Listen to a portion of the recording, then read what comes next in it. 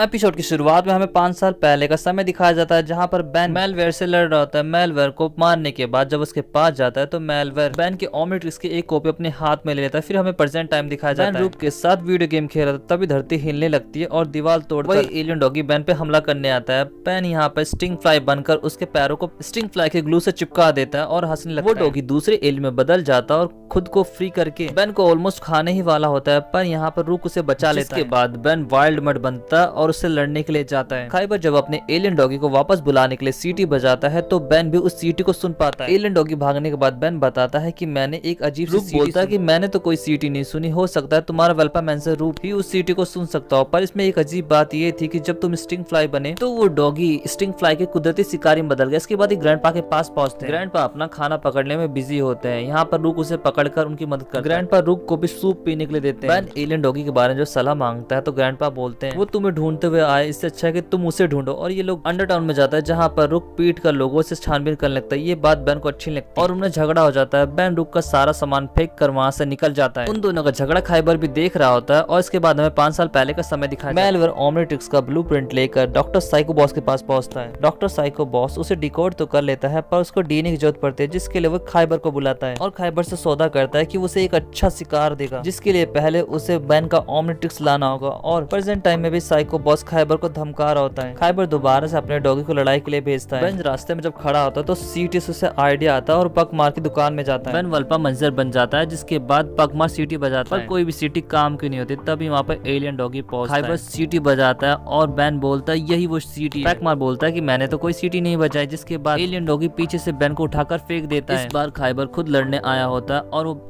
Ban से लड़ना शुरू करता है, पर बैन का यहाँ पर ओमनिट्रिक्स काम नहीं कर रहा होता है, इसीलिए बैन भागने में भलाई समझता है। बैन के पीछे अभी भी वो एलियन डॉगी लगा होता है। खाइबर अपनी हाईटेक गन से बैन के होवरबोर्ड पर शूट करता है, जिससे वो गिर जाता है। ओमनिट्रिक्स भी अब पूरी तरीके से तैयार हो चुकी होती है। बैन यहाँ पे ग्रास ओवर बनता है तो वो उसका एलियन शिकारी बन जाता है और बैन पे कूदता है। बैन यहाँ पर आर्मी डीलो में बदलकर उसे फेंक देता है, पर वो आर्मी डीलो का शिकारी बन जाता है। बैन खुद को फिर हीट ब्लास्ट में बदलता है, पर वो एलियन डॉगी हीट ब्लास्ट के कुदरती शिकारी में बदल जाता है। बैन को जोर की ठोकर मारता है, जिससे वो दूर जाकर गिरता है। इस बार जब बैन डायल दबाता है तो वो एक नए एलियन में बदलता है। खाइबर जब उसे शूट करने की कोशिश करता है तो यहाँ पर बैन प्लाज्मा बॉल बनाता है और उसके साइड फेंकता है, जिससे जोरदार धमाका। एलियन डॉगी जब पहुंचता है तो बैन उस पर भी यही ट्रिक आजमाने की कोशिश करता है, लेकिन वो एलियन डॉगी उसका भी कुदरती शिकारी बन जाता है। वो बैन पर अपने टेंटिकल से हमला कर लगता है। बैन को यहाँ पे सीटी मिलती है, उसे बजाता है तो वो रुक जाता है। बैन दूसरी बार बजा पाता है, इससे पहले खाइबर उसे तोड़ देता है और बैन पर गन से हमला करने लगता है। बैन एक पाइप के रास्ते बाहर निकल आता है। बैन काफी घायल हो चुका होता है। यहाँ पर खाइबर उसका डॉगी वापस आता है। बैन लड़ने की बहुत कोशिश करता है पर यहाँ पर वो खुद ही घायल हो जाता है और फिर से अपने इंसानी रूप में ट्रांसफॉर्म होकर बेहोश हो जाता है। खाइबर उसे उठा लेता है। इसके साथ ही एपिसोड खत्म हो जाता है। दोस्तों, इसके पार्ट 2 को मैं जल्दी एक्सप्लेन कर दूंगा, पर उससे पहले मेरे चैनल को सब्सक्राइब कर लीजिए और अब मिलते हैं इसके दूसरे पार्ट में। Thanks for watching, sayonara.